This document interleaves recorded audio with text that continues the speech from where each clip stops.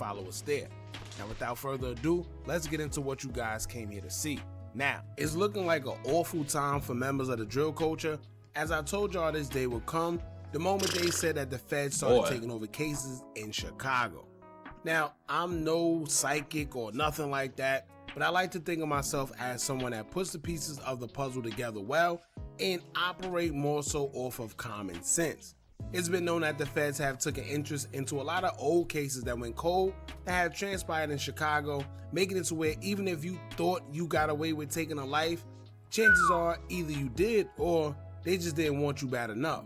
But what I would be hearing, what be going on in Chicago is that CPD, like they know who you are and they know you a known factor and you supposedly got all these hats and all these bodies, where you want to call it, and you get unalive, and whoever did it, they can like, okay, we got him out the way. Now, instead of them trying to solve the case, they just gonna wait for the person that did it to get unalive, and then bam, that's what they call a cold case. Like they probably go in other cities as well, but like I know for sure people be saying that about Chicago, like so. That's why, the feds probably like, you know what, we got to clean this up because this, getting ridiculous.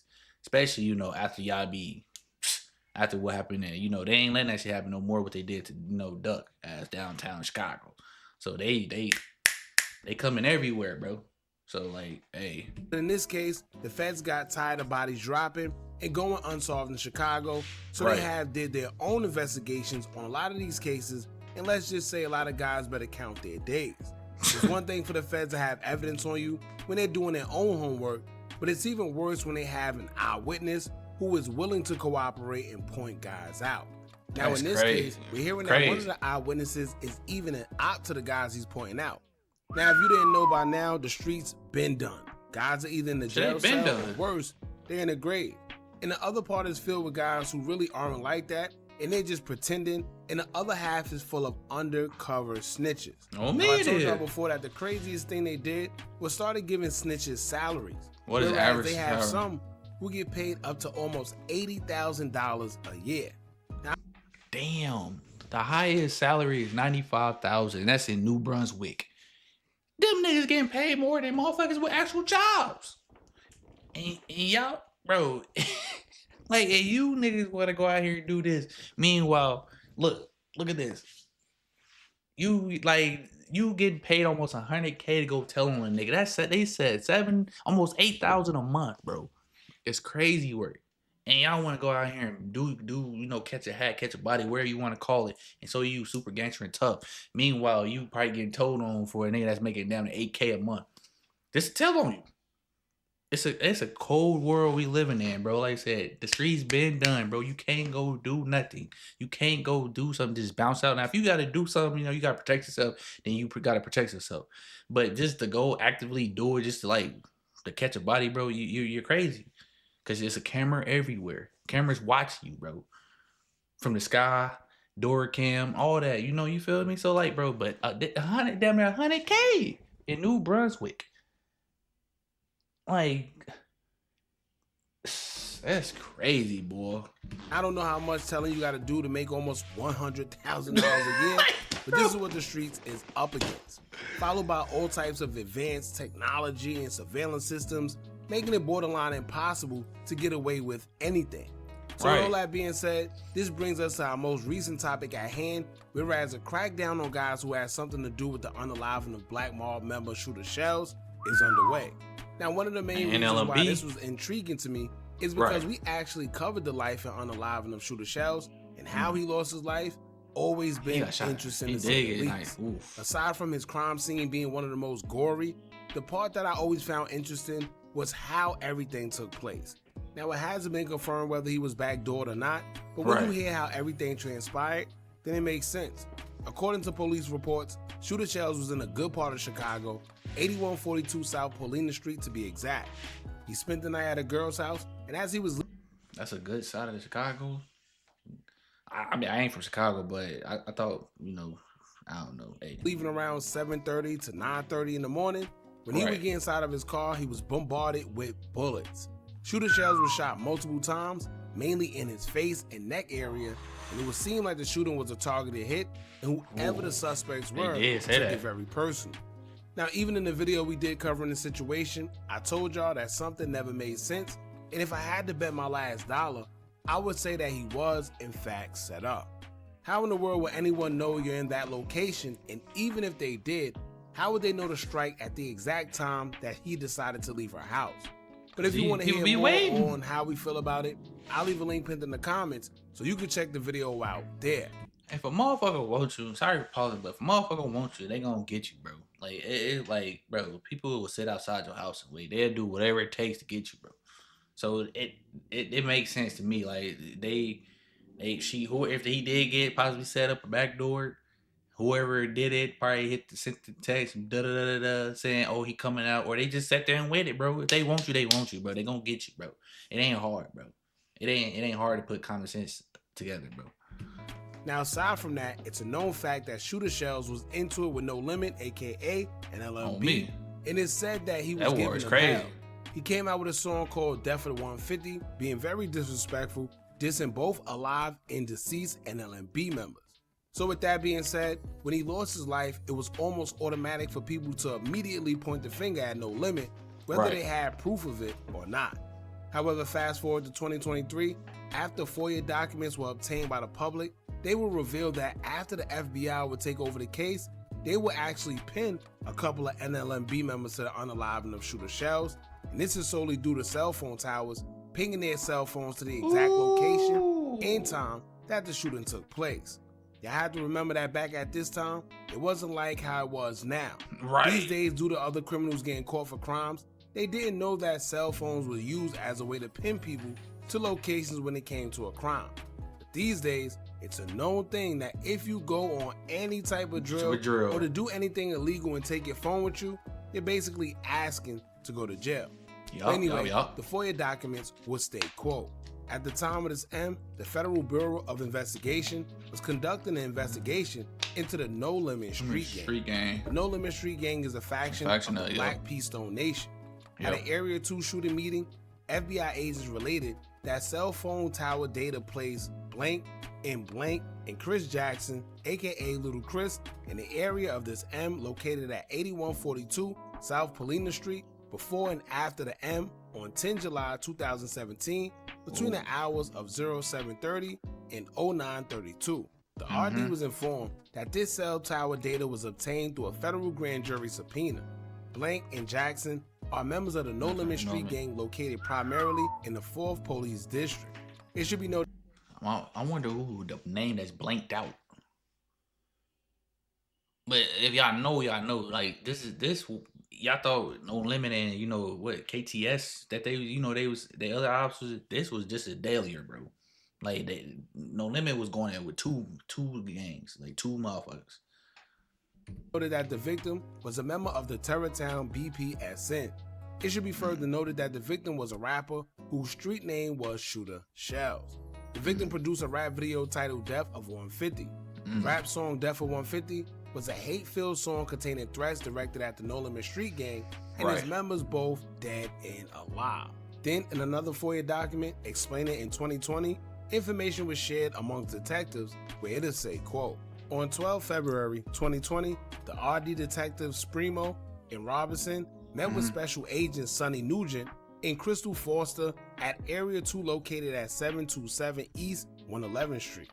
The RDs and agents shared past interview notes. The RD requested from Agent Nugent the telephone records that placed blank, aka blank, and Chris Jackson, deceased, blank, aka Mad Max, Little Chris, in the area of 8142 South Polina Street at the time of the Agent Nugent related the RDs would need to be added to the federal grand jury list in order to receive materials related to this cell site data.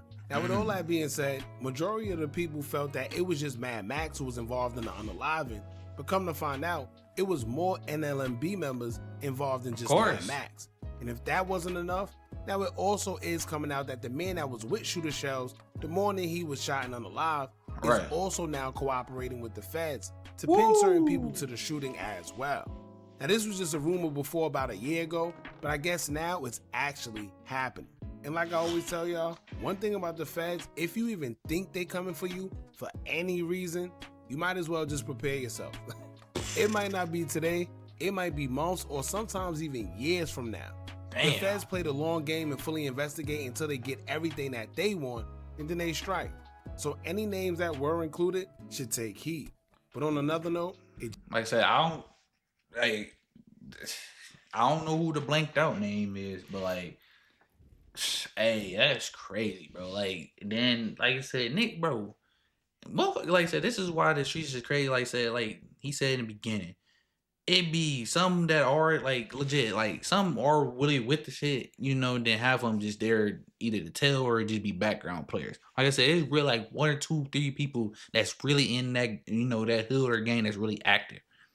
Like I said, everybody else is just background players, ready to, you know, they just there, you know, because like I said, ain't you gonna go, so you really gonna go do 50 years for this person?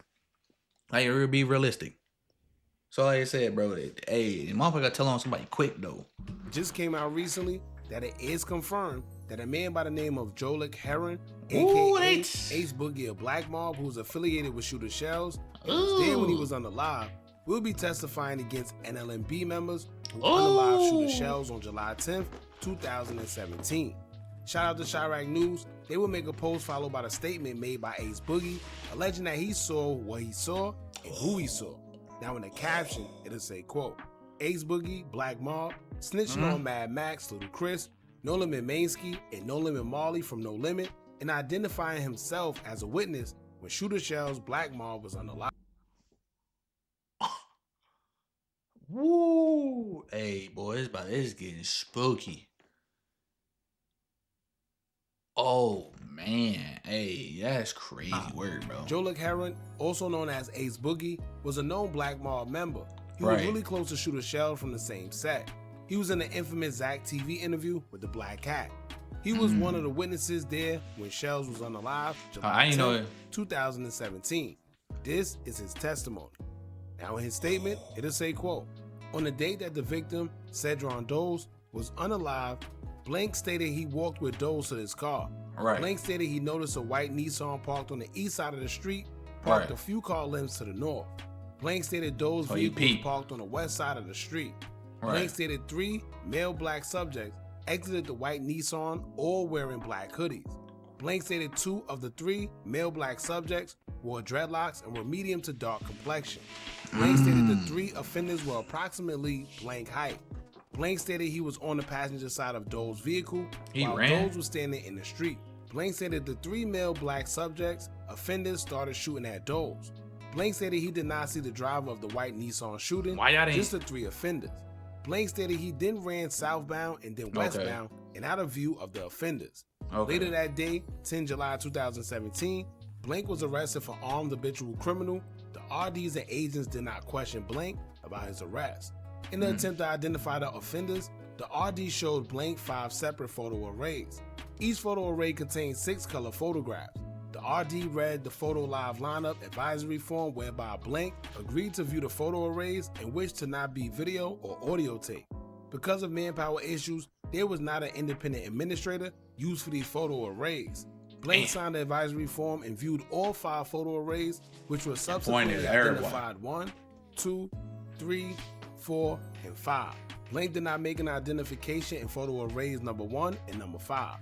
Blank did recognize Blank as an ops shooter in photo array number 2. Blank did recognize Blank in photo array number 4, indicating that Blank and Blank attended grade school together.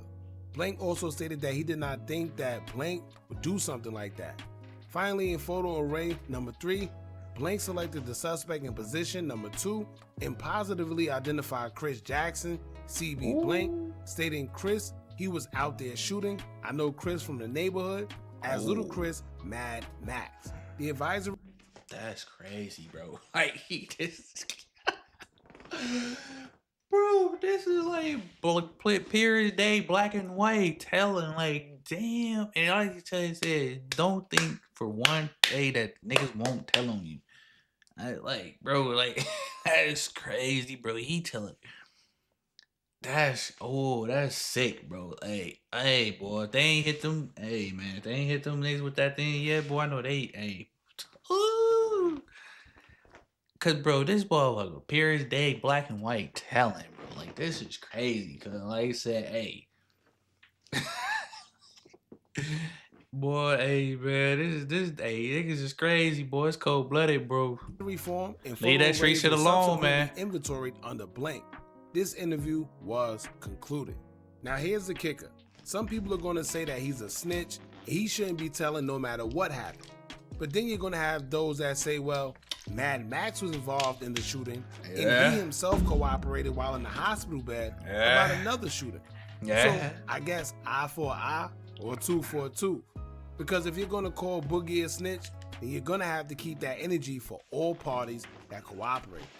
However, this is why y'all leave the streets alone. It's not worth it. And with all that snitching going on, it makes no sense. The most dangerous person in this world is someone that wouldn't hesitate to shoot you, but will also tell on you. Swear to God. Breath. So it's best if you just leave that person alone. Now, aside from that, the shooting took place in 2017, almost in 2026, almost 10 years ago. 9 years later, and here it is, the feds still looking to arrest whoever had involvement. So if you think you got away with something, just know once the feds get involved. Hey man, stay y'all out the street. This is clear as day, bro. Black and white. Like, and they had motherfucking salaries for each city, state. For how much they giving confidential informants. They almost making $100K to tell on you niggas. Like, it's crazy, bro. Like, damn, hey man, it's a cold world, bro. Like, it's crazy as hell, bro. I'm just lost for words. Like, I know they be paying them, but I ain't know they damn near is making a whole life living off this shit. Like, man, I say y'all be safe out there, man.